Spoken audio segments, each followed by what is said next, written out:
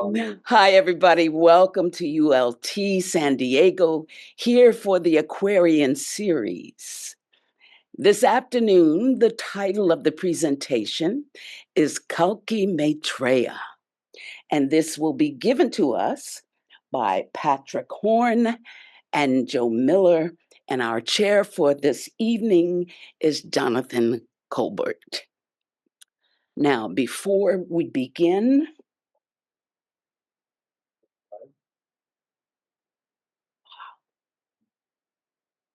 yes, a reading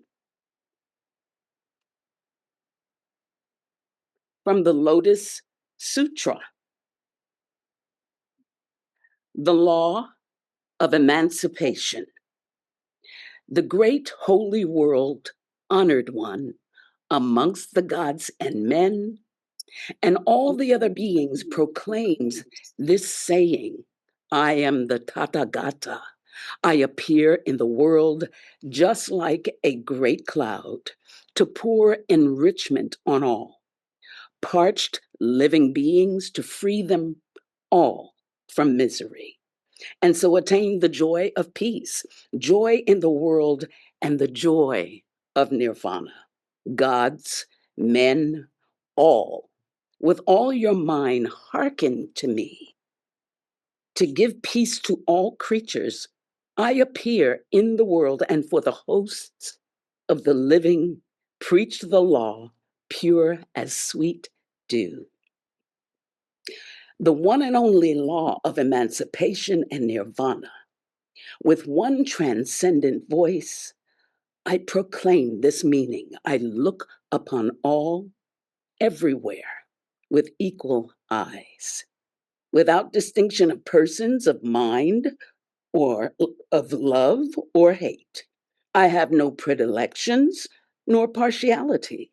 Ever to all I preach the law equally. As to one person, so to all. Constantly I proclaim the law, never occupied with aught else.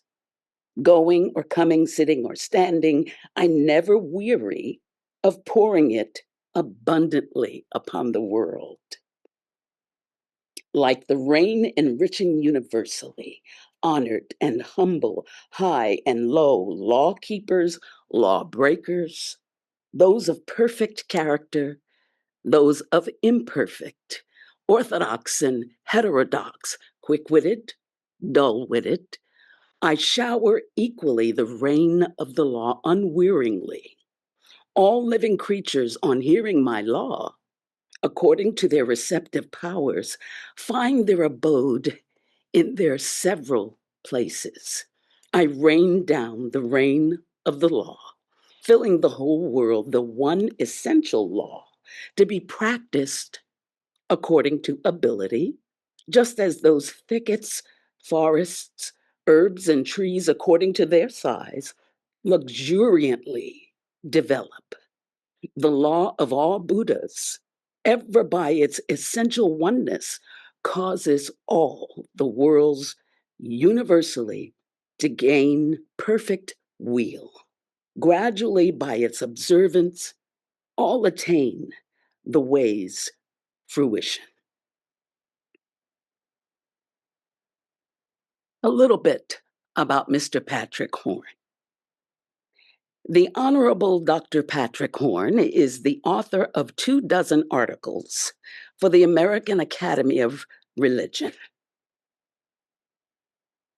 Some of us first met Patrick at the Parliament of World Religions, founded by William Quan Judge and Vivekananda in 1893.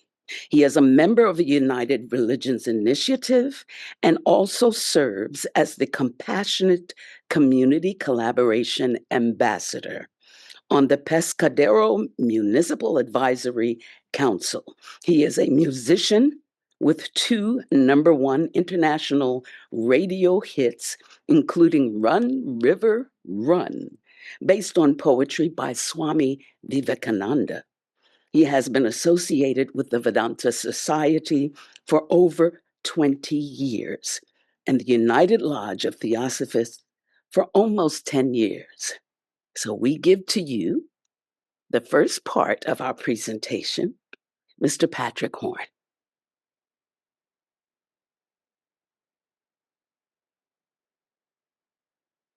One moment while I adjust the technology. And I was a little worried that the talk might be a lot of words, so I gave you an outline. So if you start to feel lost, you can find your place again. And I have this presentation, so if I get lost, I might find my way. In the comparative study of cultures and religions, we encounter the figure of a world teacher who appears at a turning point in history when social order collapses and humanity stands at a dangerous threshold. Judaism awaits the Messiah, Islam, the Mahdi, Christianity, the return of the Christ, Buddhism, the future Buddha Maitreya, Hinduism, the Kalki avatar. On the surface, these appear as distinct prophecies, but interpreting them as myth and discerning for archetype, they reveal a common plot for redemption. The world in every age and every civilization seems to anticipate a moment of maximum crisis, followed by the arrival of a savior. Let's explore not merely one of these prophecies, but let's entertain the idea, by way of curation and composite, of a recurring universal narrative, as described in the quote from Hermes, paraphrasing the Bhagavad Gita. It is foretold in the ancient Puranas that Kalki will come not once, but over and over again, each time the world passes through another catastrophic cycle of precipitous decline in righteousness, and the earth groans with its insupportable burden of demonic cacophony and spiritual barrenness. Human history cannot be understood correctly without the established fact of perennial appearances by divine messengers. Moreover, prevailing historical accounts of the colonization of the West must be completely revised, especially due to deceptions and concealments to hide sequences of coordinated activities by various groups with appointed tasks intended to remove prejudices and build an organized body ready to welcome the new torchbearer of truth. Let's inquire into these ancient stories with the lens of comparative mythology. Think Joseph Campbell, Carl Jung, Mircea Eliade, to look at seemingly disparate figures: Kalki, Maitreya, the Messiah, the Mahdi, the Christ. These aren't merely characters in ancient texts. They symbolically represent an inherent impulse within the human psyche that pushes forward toward wholeness and renewal when our current reality and collective consciousness becomes fragmented and destructive. Our starting point is Helena P. Blavatsky, who proposes that in the last quarter of every 100 years, one or more persons appear in the world to help the spiritual progress of humanity. She announces in The Secret Doctrine, quote, Maitreya is the secret name of the Kalki avatar of the Brahmins, the last Messiah who will come at the culmination of the great cycle, end quote. This short sentence is dense with meaning, so let's unpack it slowly, beginning with the implied concept of time and evolution, then recall the traditional stories associated with the Abrahamic faith, Hinduism, and Buddhism, before concluding with an inquiry into how this might play out in the present or near future. Vedic cosmology describes an infinite series of cycles of creation, preservation, and destruction of the universe, known as the Kalpa. Each period is followed by emptiness and rest. This pattern is intricately connected to the idea of samsara, the process of death and rebirth, and the four yugas, or cosmic ages, which also influence the Rajavritti, the rise and fall of civilizations.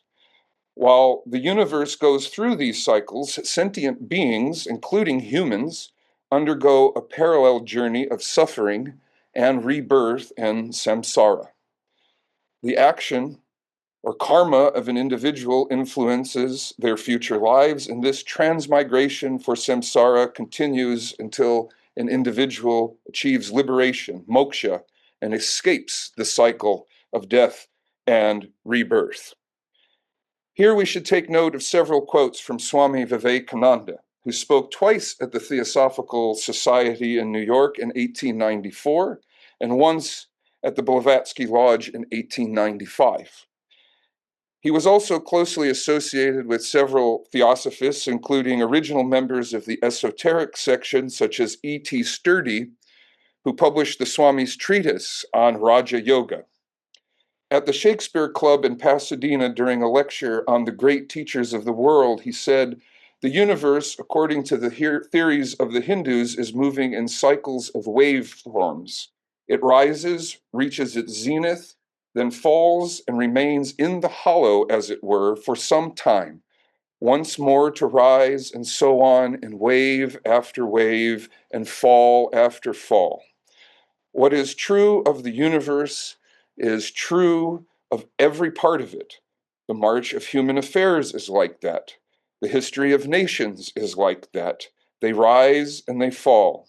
After the rise comes a fall. Again, out of the fall comes a rise with greater power. The motion is always going on. In the religious world, the same movement exists. In every nation's spiritual life, there is a fall as well as a rise. The nation goes down and everything seems to go to pieces. Then again, it gains strength, rises, a huge wave comes, sometimes a tidal wave, and always on the topmost crest of the wave is a shining soul, the messenger, creator, and created by turns. He is the impetus that makes the wave rise, the nation rise. At the same time, he is created by the same forces which make the wave, acting and interacting by turns. He puts forth his tremendous power upon society, and society makes him what he is. These are the great world thinkers. These are the prophets of the world, the messengers of life, the incarnation of God. In his talk on the way to realization of the universal religion, he said each nation has a mission. So long as a nation keeps to that ideal, nothing can kill that nation. But if the nation gives up its mission and goes after something else, its life becomes short and ultimately it vanishes.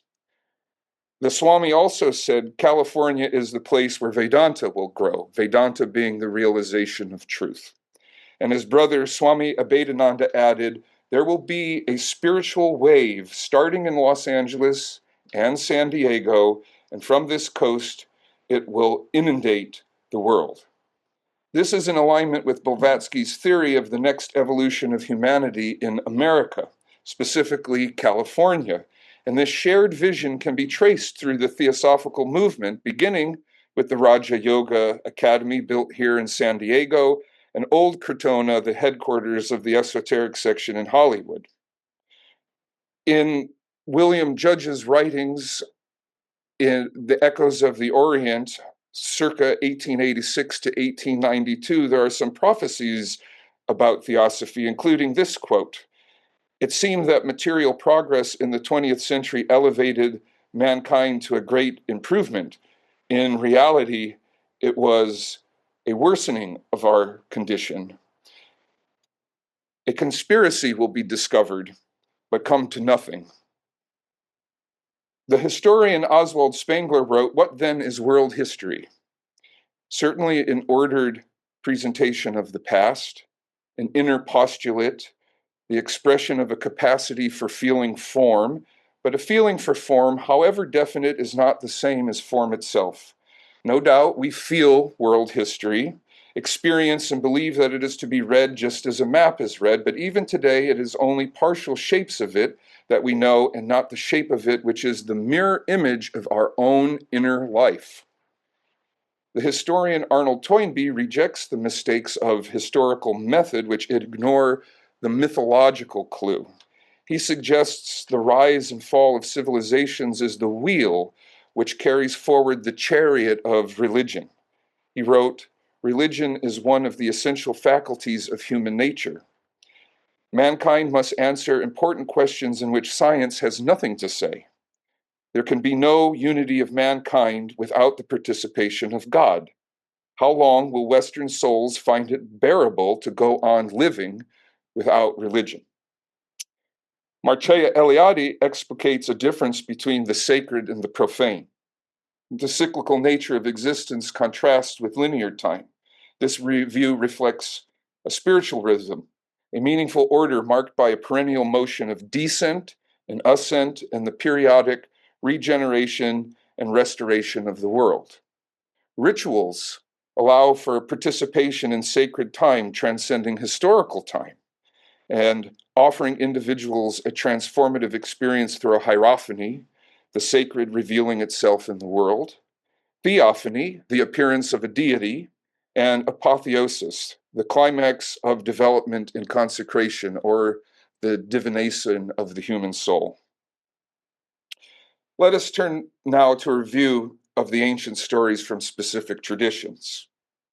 Messianism is a great theme in intellectual history, but the historical roots of the discourse have been obscured by scholarly bias from the mid-19th century to the present. Over time, Messiah etymologically evolved from anointed, or an object, priest, or king ritually smeared with oil, to a divinely appointed chief of humanity and later the embodiment of a god. The archaic symbolic gesture to establish sanctity or authority was transmitted into a sophisticated discourse about the identity and character of an end times redeemer. And eventually, the expectation of national deliverance from oppression was sublimated into a possibility of individual moral salvation. In Judaism, the rabbinical tradition holds that the Messiah is born potentially in each generation and subject to the suffering of that generation. 3 sages may declare the Messiah. He will be known by these qualities. First, he will be a warrior like David and suffers like Joseph.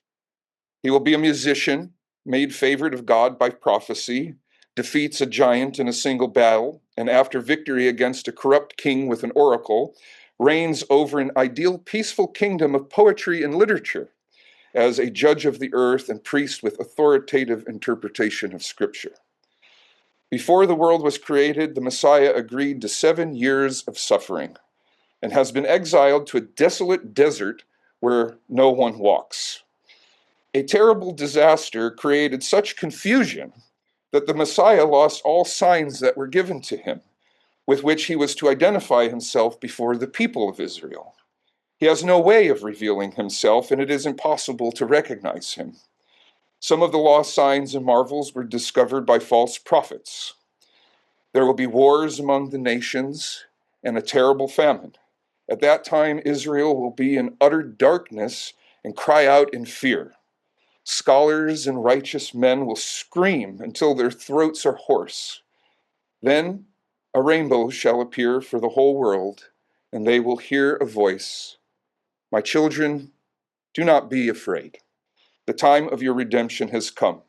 Do you want cider or citrus or grape wine? All who believe in this world and the world to come will be called children of Abraham. In that time, Jerusalem is as large as the land of Israel, and the land of Israel as large as the whole world.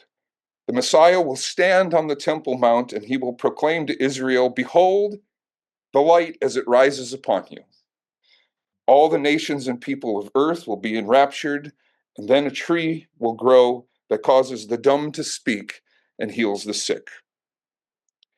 Some Muslims propose that the Messiah, the anointed one, or the Christ, the Greek word for anointed, is the Imam Mahdi, the rightly guided one.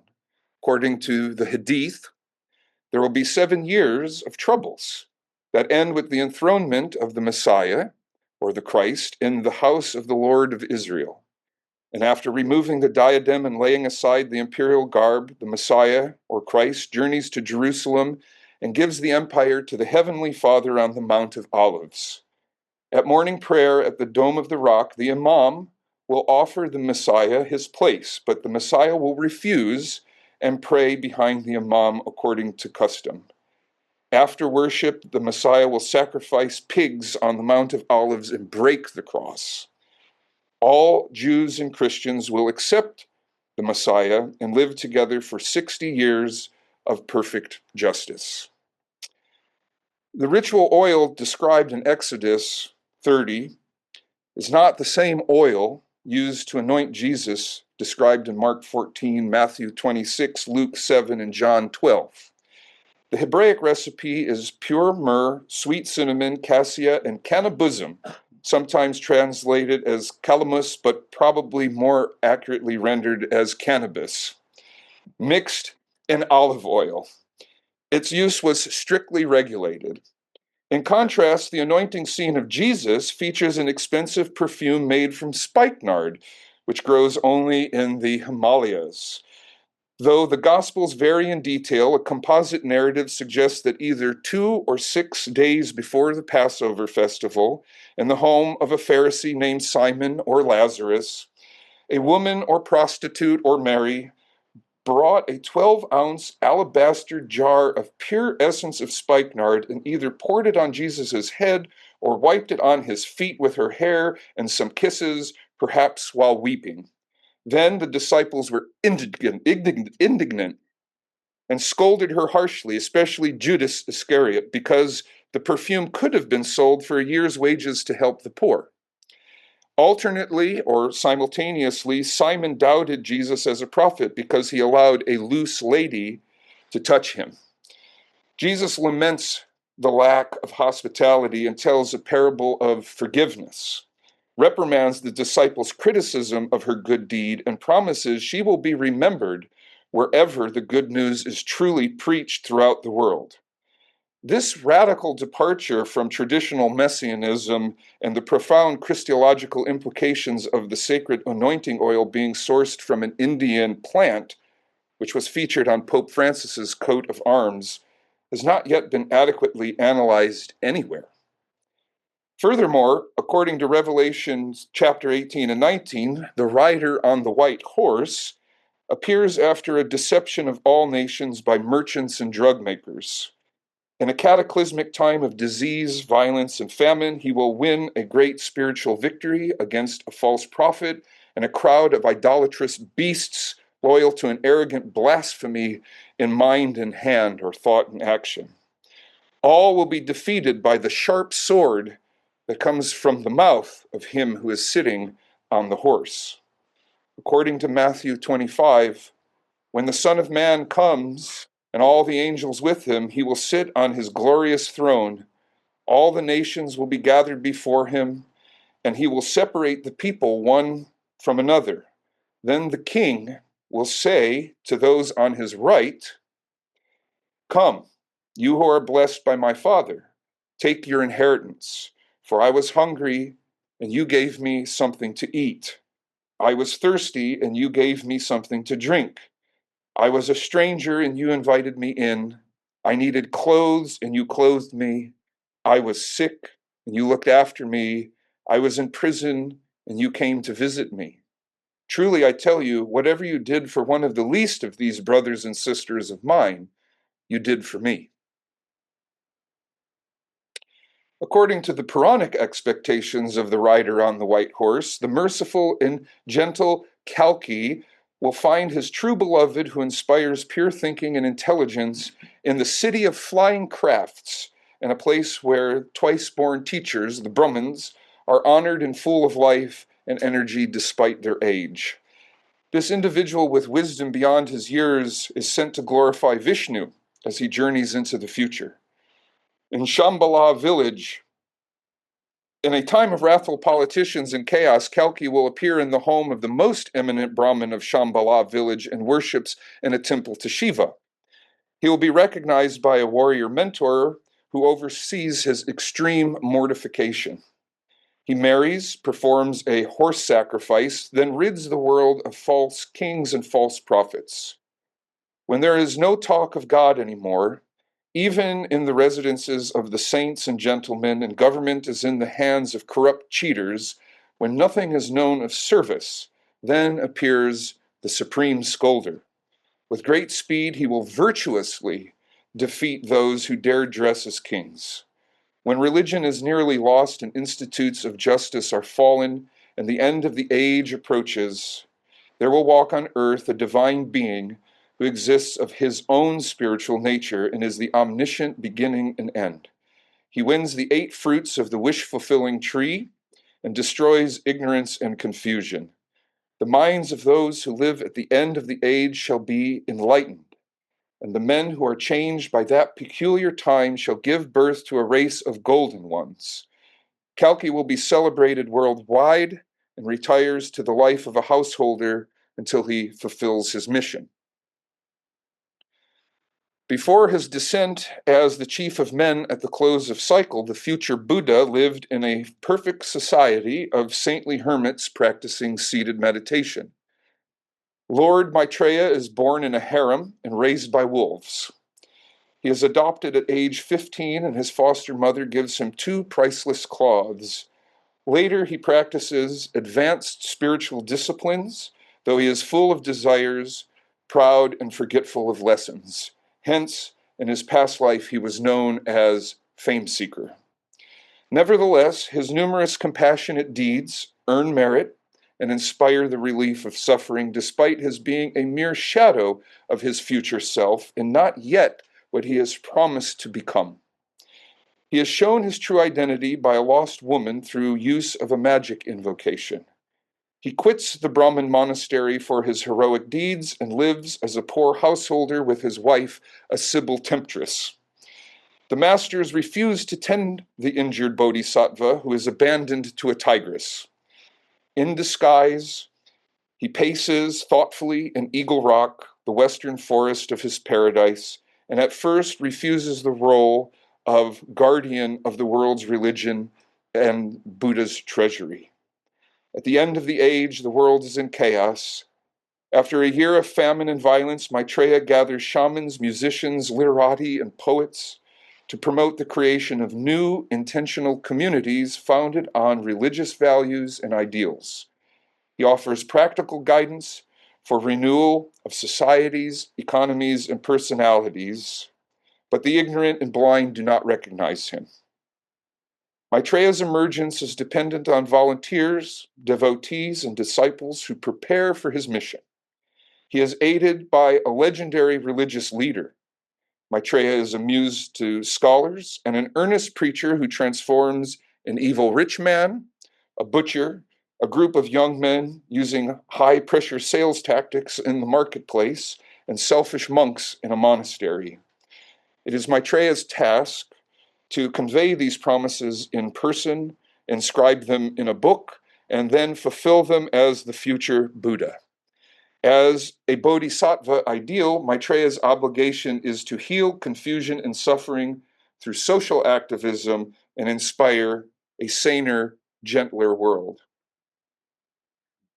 In Tibetan Buddhism, Tsongkhapa was the founder of the Yellow Hat School and inaugurated a 7-century plan, which according to Blavatsky was, quote, an attempt to enlighten the world, including the white barbarians, every century at a certain specified period of the cycle.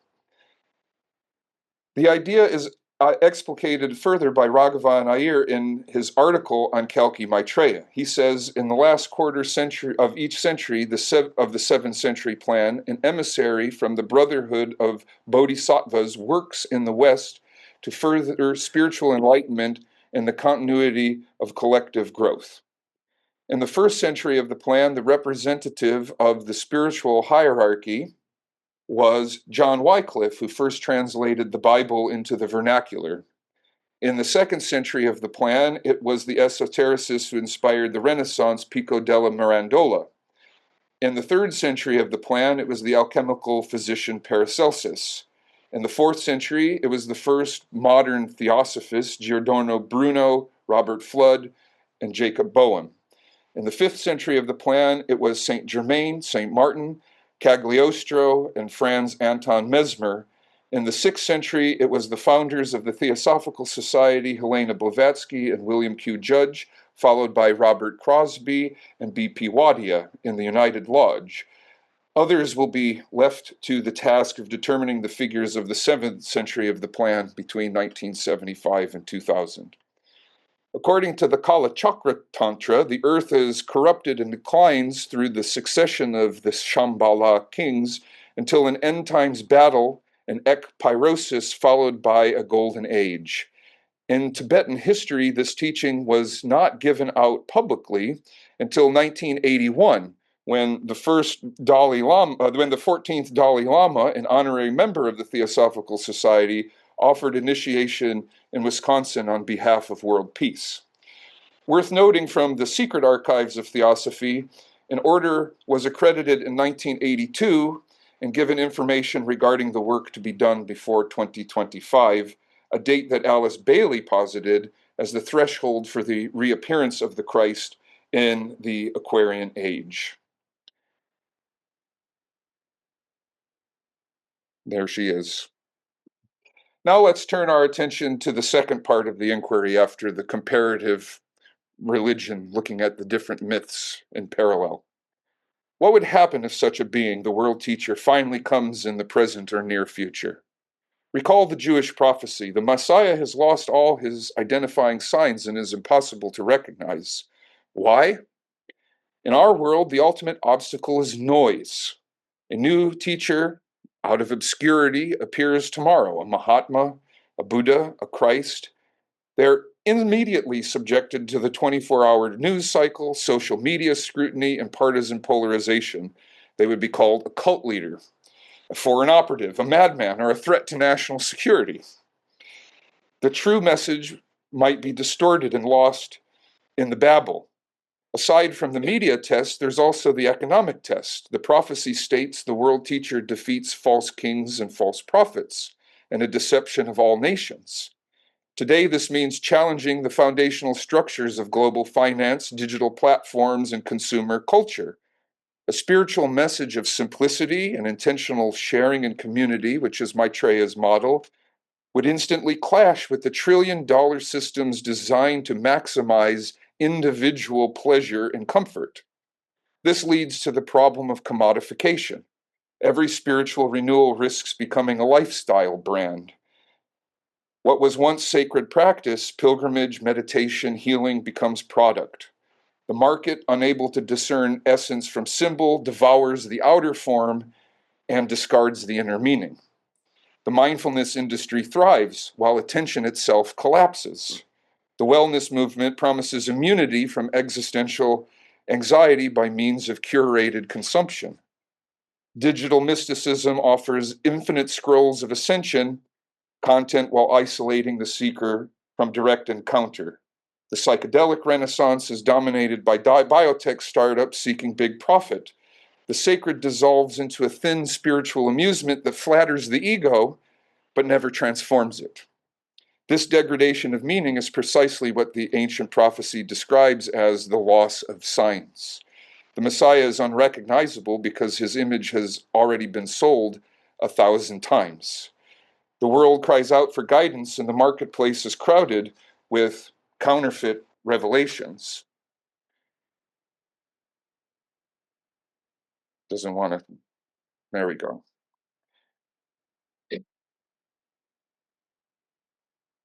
Parallel to this spiritual inflation is the socio-political unraveling of the age. Institutions once devoted to public trust have succumbed to cynicism and spectacle. The democratic order dissolves into tribal populism. Authoritarian impulses disguise themselves through propaganda and mass hypnosis. The collective psyche, untethered from a shared reality, oscillates between rage and apathy. This is a psychic epidemic. Carl G. Jung foresaw the possession of multitudes by autonomous complexes. It is no longer armies that occupy nations, but contagions of resentment amplified by digital media and weaponized emotion. When interiority decays, the void fills with fanatic ideology. The gods return as political movements. In such times, the end of the age is not a date on the calendar, but a description of consciousness under pressure, a civilization unable to integrate its own shadow. Toynbee called this the schism in the soul of societies that can no longer unify their moral and material powers. So what would it mean for a world teacher to appear now? Not as a person alone, but as a principle of restoration within humanity. The true advent of the teacher is collective, not individual, a renaissance of conscience distributed through countless hearts and communities. The spiritual movement of the future may have no name, no headquarters, no charismatic leader. It will be recognized not by slogans, but by acts of quiet integrity, the restoration of truth in speech, reverence in work, care in relation. The prophecies converge here, not on destruction, but disclosure. Apocalypse means unveiling. The veil that must be lifted is our own delusion that technology or political propaganda can replace inner transformation. There are broadly three trajectories before us: fragmentation. Oh, I guess I didn't make a slide for that one. Fragmentation, which is the multiplication of superstitions, paranoid conspiracies, and artificial paradises, each offering a form of salvation, but ultimately accelerating despair.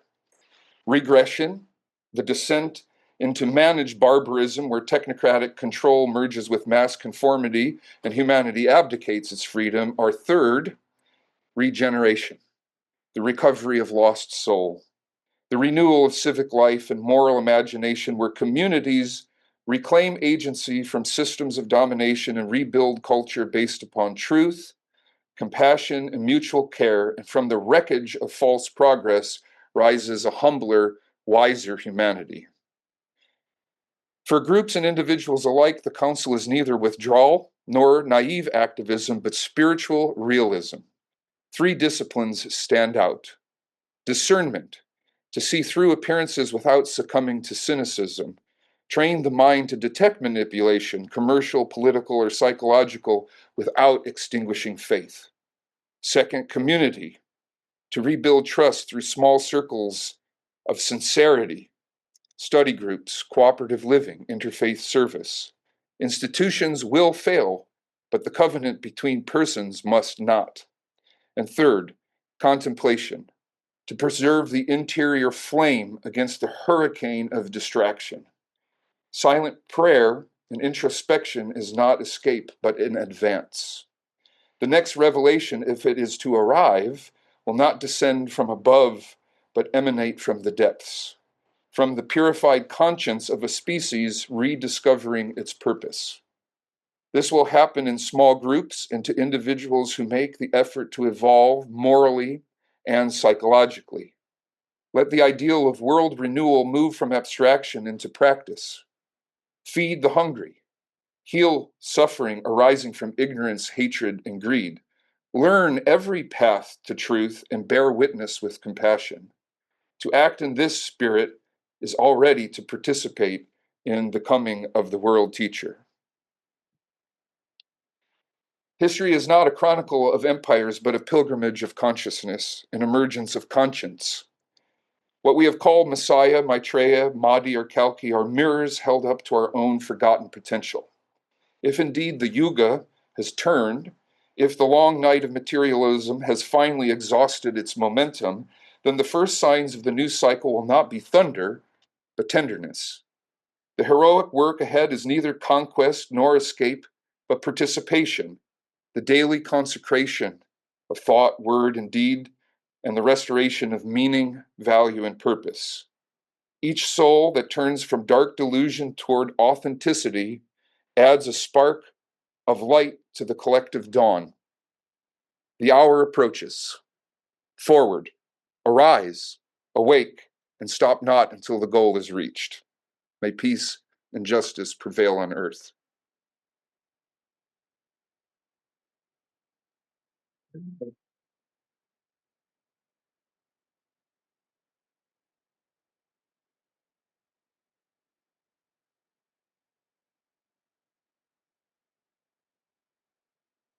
Wow, Patrick, thank you very much for that. That was really um, well thought through, and thank you so much for that. And I met Patrick at the World Parliament of Religions, and I had asked him um, what he thought of the conference, and he said, "Well, actually, I spoke here. Unfortunately, the whole thing was 7,000 people there, and you couldn't see everything, and so forth." But then I says, "Oh, Patrick, could you give your presentation all over again, just for us here at the Theosophy book table?" And he did. So, and this was a version of that. So it's just magnificent. So thank you so much. Um, and our next speaker is Joe Miller. And I have known Joe for 40 years, pretty much. And he is a jack of all trades and a master of many. So he's the one, for example, who did the draperies here in this lodge. So he is a draper by profession, but he is a philosopher by natural existence. So and I've learned so much about philosophy and everything from Joe. He's a really magnificent speaker. In his idle time, he'll do things like get the Santa Barbara Best Actor Award for putting on a play, uh, a four-person play about Walt Whitman, right? Um, and is about the kind of the development of thought with Walt Whitman, if I remember right. And he actually he had two professional actors in it, in addition to himself, and he had one of my sons, James, play the little Walt Whitman growing up. So his family and my family have known each other forever. And so it's my pleasure to introduce Joe Miller.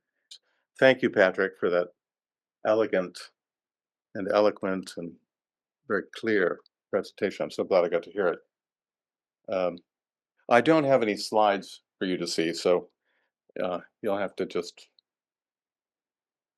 look at this beautiful hall. Um, so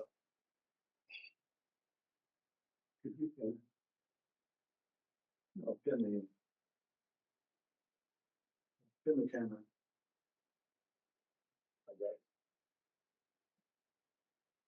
as we discussed this afternoon, this meeting is special because on Monday is November 17th, and it represents the 150th anniversary of the founding of the Theosophical Society and the 50th anniversary of the 1975 cycle. And I just want to pause for a moment just to think about all the anonymous people who have made us coming together here this afternoon possible. There have been just generations of people who have been involved in reprinting materials and writing articles, in hosting meetings like this,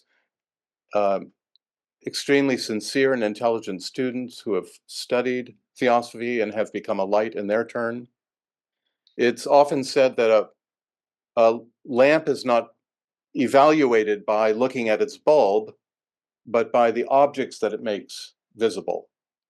And if we think about that extraordinary being, H.P. Blavatsky, and all her tireless work in 6 short decades, what she accomplished, it's extraordinary. But not only what she lit up in terms of helping us understand the esoteric traditions around the world and making connections, but then the way her light lived in her followers, in people who have been influenced since, including all of us, ultimately. So we really have a lot to be grateful for when we think about this. And it is a magnificent perspective. It is said that the concept of the avatar is one of the most recondite in all of the philosophy of religion. And all this student can offer is a few reflections that he has made.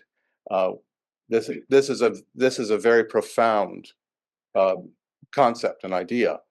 I think I would start by remembering that Mr. Judge wrote at the very beginning of his Ocean of Theosophy that humanity is never without a friend, and he finds he needs to front load that beautiful synopsis of theosophical philosophy in the Ocean of Theosophy with the notion of the elder brothers of the race, that you can't really understand the philosophy without understanding the Mahatmas, the Bodhisattvas, which are not only ideals but also facts in nature. And as Patrick spoke about, the mythology around Kalki Maitreya, and Kalki, of course, is the Hindu name of this future savior. Maitreya is the Buddhist name. It's H.P. Blavatsky points out it's a universal belief, as Patrick was pointing out, and that it really is, the bottom line is it's one of great hope, because it's really the story of reunion, of renewal, and of restoration. So that yes, there are these predictions about about destruction and deterioration of society and cataclysms, but out of this is a renewal, and that renewal is really the fundamental and most important thing to keep in mind. Now, broadly in theosophical philosophy, the entrance on a new cycle of evolutionary growth is said to be marked by the manifestation of an exalted being. And we should understand this is not gratuitous. This is part of nature. These beings are as natural, as essential to nature in this process as a tree is. So these cycles come, and however we want to understand this, these beings become mythologized for us. They become airbrushed, painted pictures for us. We don't understand that they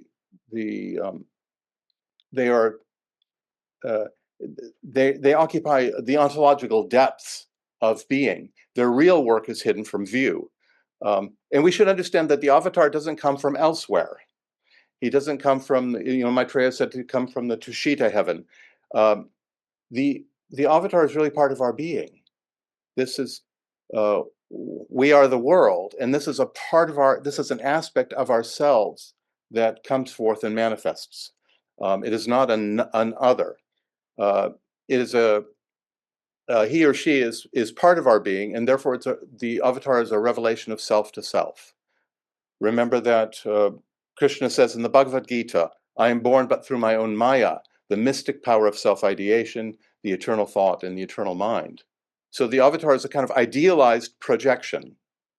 And this projection, it's a projection both in the sense of being an emanation, but also in the sense of being a project, like the way a corporation will have their dividends projections for the quarter. The avatar is a goal and an ideal for us to live up to.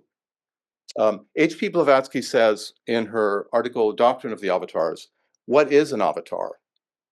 For the term before being used ought to be well understood. She says, it is a descent of the manifested deity, whether under the specific name of Shiva, Vishnu, Adi Buddha, into an elusive form of individuality, an appearance, which to men on this elusive plane is objective, but is not so in sober fact. That elusive form, having neither past nor future, because it had neither previous incarnation nor will have subsequent rebirths, has not to do with karma, which has therefore no hold on it. So an avatar is as natural and as necessary, we might say, as a heartbeat.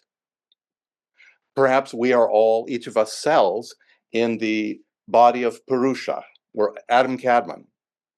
And our lives are so short that most of us live between the heartbeats. But for someone who is born while that heartbeat goes on, it perhaps is a very dramatic experience. And perhaps it seems as though that heartbeat comes from somewhere outside of the body of Purusha. In the esoteric character of the Gospels, there's a H.P. Blavatsky at the beginning of that famous essay speaks about the millenarians and the Adventists, the Christians who are anticipating the end of the world and the coming back of Jesus.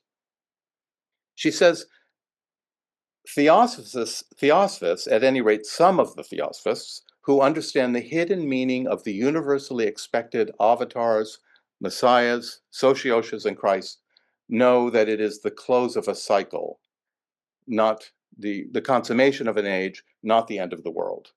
And then she goes on to discuss the astrological cycles that had gone on, that entering into Aries, which occurred in 2410 BC, entering into Pisces, which occurred 2255 BC, and likewise the present transition into Aquarius. It is true that the anticipation of Kalki Maitreya is something that's to happen at the close of the Kalki age, and those numbers it's hard to know those numbers, but it's generally thought that we are, the Iron Age, the Kali age is about 432,000 years, and supposedly we're 5,000 years into that.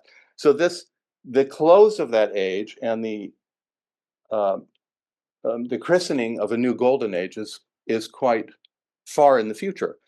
But there are these other cycles, and it seems to some readers, some Theosophists, in reading her note in this discussion of the astrological ages and the cycle of the messiahs, the messianic cycle, have thought that she's also talking about that even in these cycles, these 2,500-year cycles, there is the appearances of avatars. And we should remember that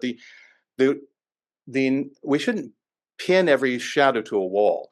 The very word avatar can be used very flexibly. Ava really means descent. In the earlier this afternoon, we were talking about Avalokiteshvara. Avalokiteshvara is that Lord who looks down. So Ava means descent. Bhagavan. There are many words that have this particle of Ava in it, and so it doesn't just exclusively refer to the Dash avatars of Vishnu, the 10 avatars of Vishnu. And one of the best places that I've found for discussion on the notion of the avatar, in a few pages, of half dozen pages, is in Raghavan and Nandini Iyer's Descent of the Gods. So Raghavan and Nandini Iyer edited a book on the mystical writings of George William Russell, the great Irish theosophist. And there's the book is a theosophical treasure house because it's meticulously footnoted. The footnotes in themselves are an education, but it also has these wonderful essays at the beginning. And I would like to share some of the passages that have to do with the avatar, because I think it's very, very helpful. And Jonathan, I just want to say, please, ring the gong or hit the bell, because I don't have any connection with time. What are we? 8 more minutes until. Okay, until the gong. Okay.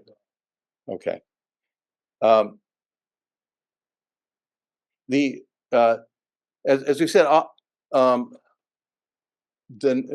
this is something they say about speaking about the flexibility of the concept. Spiritual aspiration is the channel through which a luminous intelligence may work for the welfare of all. There are myriad avenues for the Logos to incarnate in the world. Indeed, every pure act of sacrifice is a drawing down of the avatar light. Each pain endured in the effort to transcend oneself for the sake of others cleanses a channel through which the higher energy may flow. And A.E. in his, he wrote you have to understand, he wrote a novel called The Avatars at around the time when the Theosophical movement, there was a lot of speculation about the coming of the world teacher, which he thought a lot of that speculation muddied people's intuitions and was not constructive. He felt a person had to do a certain amount of work, inner work, before they could have the vision to recognize a teacher. And that he felt there was a magnetic attraction between a teacher and a worthy disciple that was a law of nature. But in the novel of the Avatars, you find this discussion. You must not think of gods or avatars as fountains only of theological piety.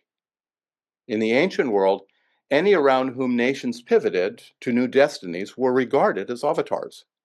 They are, I fancy, more like poets who live in their own lordly imaginations. It is not an incredible speculation that one of these divine poets has taken a body in our world. The avatar awakens his forerunners to full consciousness and indicates their final purpose. The purpose of an avatar is to reveal the spiritual character of a race to itself. So when he speaks about the avatar as a kind of poet that lives in his imagination, he's of course speaking about the higher imagination, the noetic imagination, and that if we were to look at a spiritual teacher, a true spiritual teacher, we really only see 1/7 of them, don't we? We only see the physical body. And it is said that the real work of an avatar is at a much different level. They are as a embodiment of the logos, they are creating a reverberation on the invisible planes. They are precipitating all kinds of things that we the intuitive can see the effects of, but we can't directly witness ourselves. Avatars are the creative geniuses of the human race, as well as the compassionate heroes and enlightened leaders who have decisively affected the destinies of cultures. They work to influence the lives of countless generations and to make accessible to all the spiritual current they set in motion. These are some of the lines from Raghavan Nandini's article. An avatar transmits some fundamental truth to an epoch and initiates a new cycle of inner growth. The resounding vibration released by the avatar provides the keynote for the epoch he inaugurates. Just a side note on that.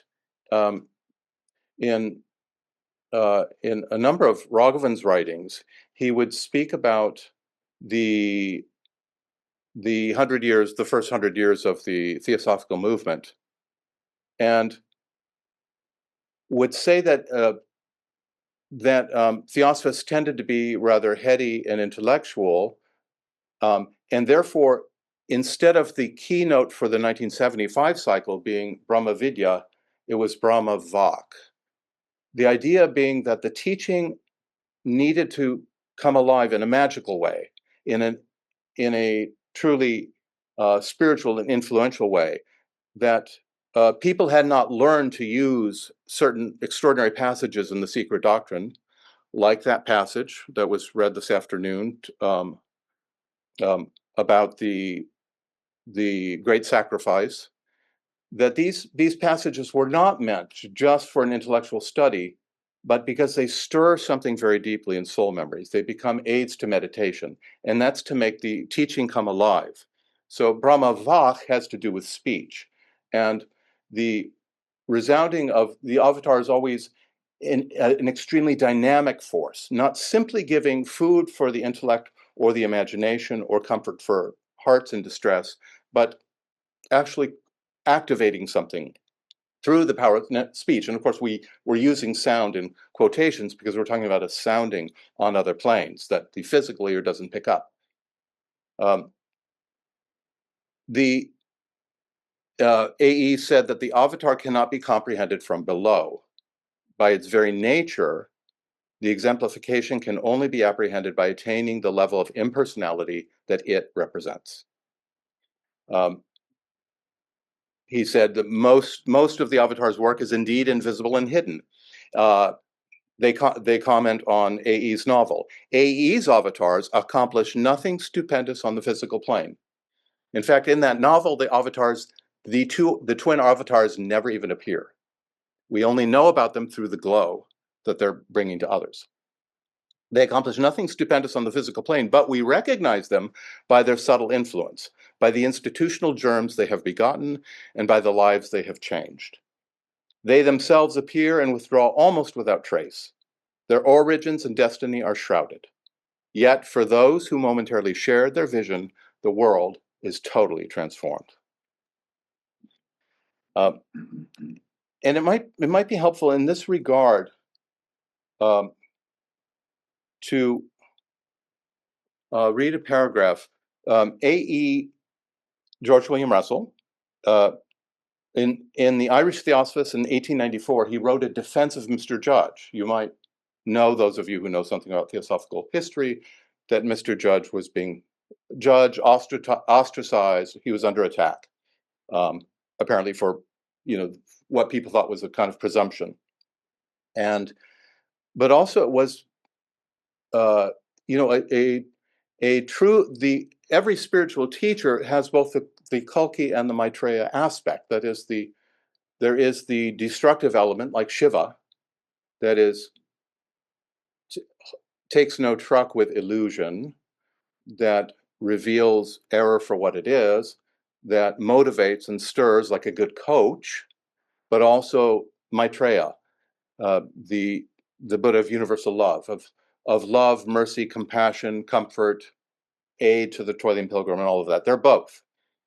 Well, apparently, Mr. Judge was the people around him found him very powerful. And during this time, A.E. wrote this in the Irish Theosophist in defense of Mr. Judge. Those who come forth as teachers, shall we say to them, do not use your powers to help us. Do not touch our souls within. Speak to us in the common way. Teach us with manuals. Inspire us with lectures. And A.E. says, I tell you, he is no real teacher who cannot rise beyond the world of sense and darkness and awaken the links within us from plane to plane, who cannot see within the heart what are its needs, and who has not the power to open the poor, blind eyes and to touch the ears which have heard no sound of the heavenly harmonies. I say he must be a magician. He must know and exert power over the psychic world, which you condemn because you yourselves are condemned by it and shut out from it, and do not know your own souls. Shall we then ask our leaders, those who have loved and toiled and suffered for us, to explain point by point their action, to make all square? If we think to do this, we have tried too soon to enter the path. We can never comprehend the actions of great natures by our reason, but they come that we may exercise our intuitions with regard to them.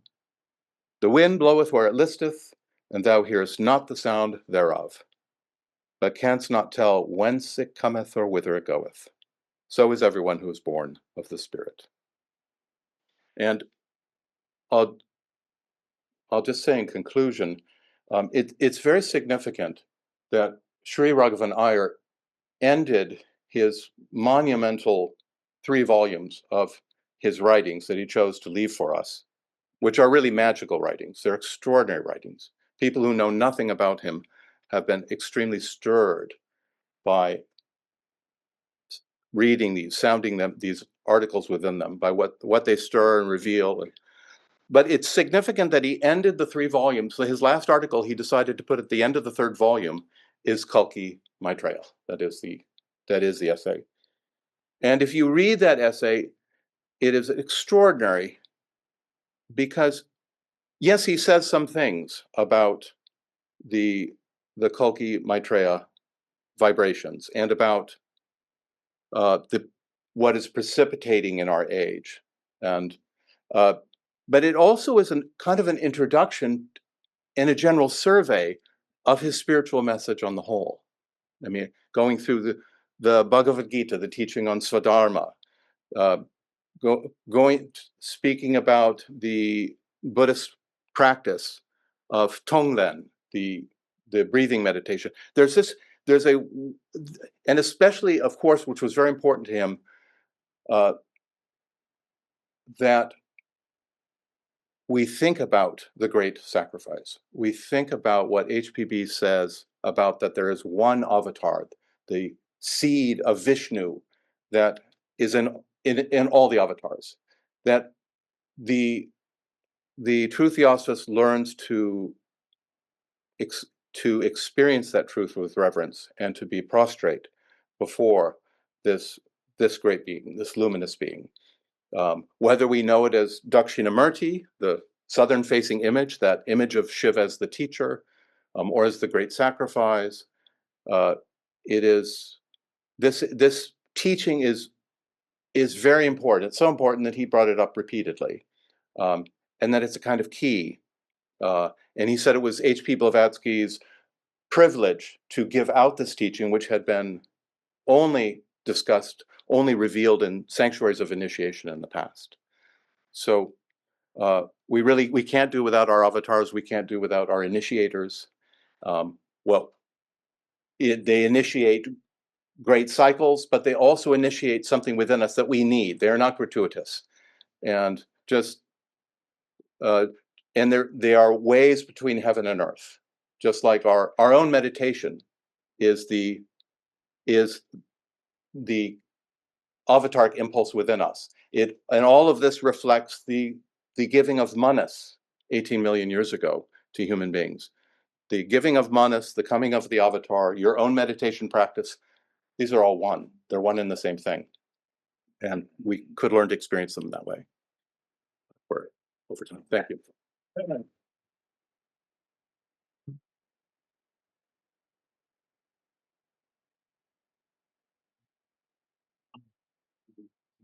Good enough. Okay, good enough. Yeah. So thank you very much, Joe. That was just fairly Buddhic and very, very helpful in understanding all this, but with a hard delivery, and both of you. So thank you so much. Our time is actually up, and our next presentation next week is, drum roll, Noetic Devotion.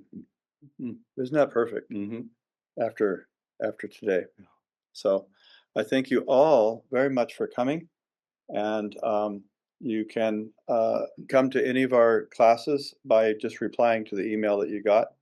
And it turns out that link is the link to all of our classes, at least online. So it's pretty easy to attend, or you can show up here. So thank you very, very much. I just can't thank you enough. So thank you.